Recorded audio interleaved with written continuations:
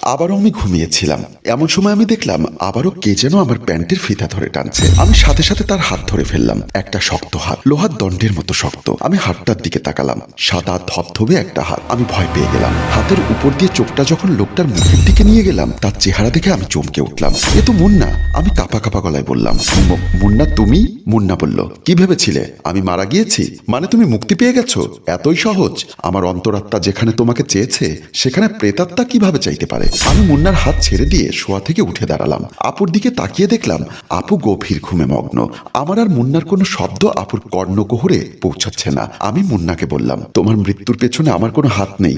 আমার মুখে এমন কথা শুনে মুন্না অনেকটা উত্তেজিত হয়ে বলল, আছে ইভা, আছে। আমার মৃত্যুর দায়ভার তোমার। তুমি কখনোই দায়ভার এড়াতে পারো না। মুন্না যতটা না উত্তেজিত, আমি ততটাই শান্ত হয়ে বললাম, আমি কিভাবে দায়ী? মুন্না এবার আমার চোখে চোখ রেখে বলল, কল্পনা করে দেখো আমি পৃথিবীর মায়া ত্যাগ করার পেছনে তোমার অবস্থানটা কোথায় ছিল। তখন আমি হারিয়ে গেলাম আজ থেকে 1 বছর আগে। আমি আর আমার বান্ধবী রোশনি স্কুল শেষ করে রাস্তা দিয়ে আসছিলাম। আমরা কিছু দূর হেঁটে আসার পরে রাস্তার পাশে দেখলাম মুন্না দাঁড়িয়ে আছে, হাতে একটা লাল টকটকে গোলাপ। আমার পাশ কেটে যাওয়ার সময় মুন্না আমার সামনে দাঁড়িয়ে বলল, যদি কিছু মনে না করো রোশনি, তুমি একটু সামনে যাবে? আমি বললাম, রোশনি কেন সামনে যাবে? মুন্না আমার দিকে তাকিয়ে বলল, তোমার সাথে আমার কিছু কথা আছে।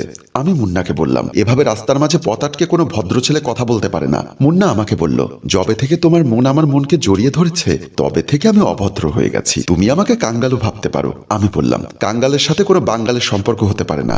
বলেই আমি আর রোশনি তাকে পাশ কাটিয়ে চলে আসতেই সে পেছন থেকে বলে উঠল, যত জ্বালা দিশরে কালা বাড়ে তত প্রেমের স্বাদ, তোমার লাগি বেহায়া মন করে উৎপাত। তার কথা পাত্তা না দিয়ে আমি আর রোশনি চলে আসলাম। সেদিন বাসায় এসে আমি বাবা মাকে কথাটা বলি। বাবাকে কিছুটা টেনশনে দেখা গেলেও মা বলল, মেয়ে হয়ে জন্ম নিয়েছিস যখন বখাটে ছেলেরা একটু ডিস্টার্ব তো করবেই, সিচুয়েশন অ্যাডজাস্ট করে চলার নামে জীবন।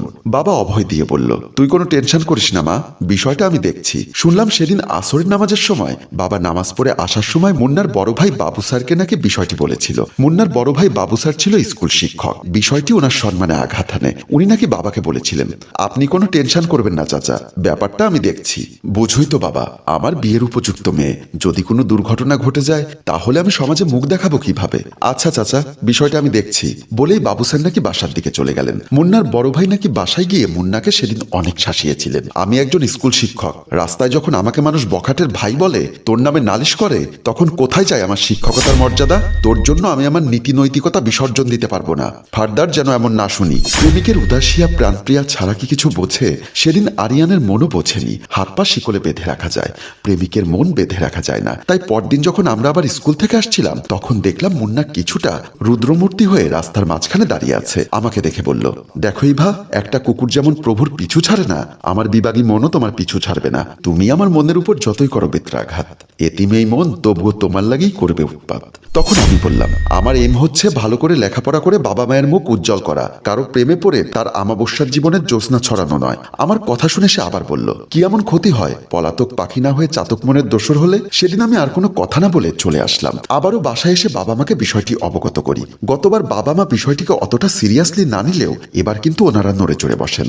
বাবা এবার রেগে গিয়ে বলল, ইফতিজাররা হচ্ছে সমাজের শত্রু, এদের সাথে কোনো কম্প্রোমাইজ নেই। মা বলল, এদের ছেড়ে দিলে বেড়ে যায়, তাই অঙ্কুরে মূল উৎপাটন করতে হয়। পরদিন থানায় এ বিষয়ে বৈঠক বসে। থানার অফিসার বলল, ও কি প্রায় সময় তোমাকে ডিস্টার্ব করে? আমি বললাম, প্রতিদিনই করে। তারপর অফিসার মুন্নার বড় ভাইকে বলল, আপনি শিক্ষক মানুষ, শিক্ষা জাতির মেরুদণ্ড, অথচ আপনি আপনার ভাইকে শিক্ষা দিতে পারেননি। কথাগুলো বাবু স্যারের কলিজায় লাগে। সেদিন মুন্নার বড় ভাই বলেছিল, আল্লাহর কাছে ফরিয়াদ করি কোন স্কুল মাস্টারকে যেন এরকম লাফাঙ্গা ভাই না দেয়। তারপর উনি আমার দিকে হাত জোর করে বলল, মা, পারলে আমাকে তুমি ক্ষমা করে দিও। আমার ভাইয়ের হয়ে তোমার কাছে হাত জোর করে ক্ষমা চাচ্ছি। নিশ্চয় তুমি উপলব্ধি করতে পেরেছো একজন মাস্টার হয়ে ছাত্রীর কাছে হাত জোর করে ক্ষমা চাওয়ার কষ্টটা কোথায় গিয়ে লাগে। সেদিন বাবা আর বাড়াবাড়ি না করে অফিসারকে বলেছিল, অফিসার, এবারের মতো ওদের ক্ষমা করে দিন, ফার্দার যেন এমন ঘটনার পুনরাবৃত্তি না হয়। বলেই বাবা আমাকে নিয়ে চলে আসে। আমি আর বাবা যখন বাসায় ঢুকি তখন মাকে দেখলাম ড্রয়িং রুমে পায়চারি করছে। আমার ঢোকার সাথে সাথে মা আমাকে জড়িয়ে ধরে বলল, সর্বনাশ তো একটা হয়ে গেছে। বাবা বলল, আবার কি সর্বনাশ হলো? মা বলল, তোমরা এতক্ষণ কোথায় ছিলে? বাবা বলল, থানায়। মা বলল, মুন্নাও তার ভাই কি তোমাদের আগে বের হয়েছে নাকি পরে বের হয়েছে? বাবা বলল, আমি ইভাকে নিয়ে আগেই বের হয়ে গেছি, তারপর ওকে নিয়ে একটু মোর্শেদ চেয়ারম্যানের অফিসে গিয়েছিলাম। চেয়ারম্যান বিষয়টা ওনাকে না জানিয়ে কেন থানায় গেলাম জানতে চাইলো। আমি বললাম, আপনাকে অনেকবার ফোন করেছি, পাইনি, তাই বাধ্য হয়ে থানায় গিয়েছিলাম। মা বলল, মুন্না আর বেঁচে নেই। মায়ের মুখে কথাটা শুনে আমি আটকে উঠি। বাবা বলল, মুন্না বেঁচে নেই মানে? মা বলল, একটু আগে ইপ্তির মা ফোন করেছিল, মুন্না নাকি থানা থেকে বের হবার পর তার ভাই স্কুল মাস্টার তাকে অনেক শাসিয়েছে। সম্ভবত এই অপমান নিতে না পেরে সে ট্রেনের তলায় কাটা পড়েছে। বাবা মাথায় হাত দিয়ে বসে পড়ে। আমি তখন ভয়ে কাঁপছিলাম আর মাকে শক্ত করে জড়িয়ে ধরেছিলাম। কথাগুলো মনে করে আমি যখন ভয়ে কাঁপছিলাম, মুন্না তখন আমাকে বলল, কি এমন ক্ষতি হতো তোমার এতটুকু বিশাল মনে? আমাকে ছোট্ট একটু জায়গা দিলে হয়তোবা মুন্না আর কিছুদিন পৃথিবীতে বেঁচে থাকতো, তোমার ভালোবাসা নিয়ে জীবনটাকে সাজিয়ে নিত। আমি তখন তাকে বললাম, আমি তোমার ভালোবাসার ওজন বুঝতে পারিনি, তাই এমনটা করেছিলাম। আমার কথা শুনে মুন্না হাসছিল। তার হাসির আওয়াজে মনে হচ্ছে বিল্ডিংটা ভেঙে পড়বে। এত বিদঘুটে হাসি আমি জীবনেও দেখিনি। অথচ আপু নাক ডেকে ঘুমোচ্ছে। মুন্নার হাসি আপুর কান পর্যন্ত পৌঁছলো না। তার এমন বিদঘুটে হাসির কারণে আমি সেন্সলেস হয়ে মাটিতে লুটিয়ে পড়লাম। মুন্না আবারও আমার প্যান্টের ফিতে ধরে টানতে লাগলো। এমন সময় মুন্না দেখতে পেল কেউ একজন আসছে। মুন্না চমকে উঠল, এদিক ওদিক তাকাতে লাগলো, কে হাসছে। এই হাসিটা ছিল বিদঘুটে, এটাও কোনো প্রেতাত্মার হাসি। কিন্তু এই প্রেতাত্মাটাকে জানতে হলে অপেক্ষা করতে হবে আগামী পর্বের জন্য। সম্মানিত ভিউয়ার্স, মনে রাখবেন, যে গল্পের প্রচুর পরিমাণ ভিউজ এবং কমেন্ট না আসে, আমরা সেই গল্পের নেক্সট এপিসোড নিয়ে আসি না। তাই উক্ত গল্পের তৃতীয় পর্ব দেখতে চাইলে এখনই কমেন্ট করুন এবং আপনার ফেসবুকে শেয়ার করে দিন। ধন্যবাদ।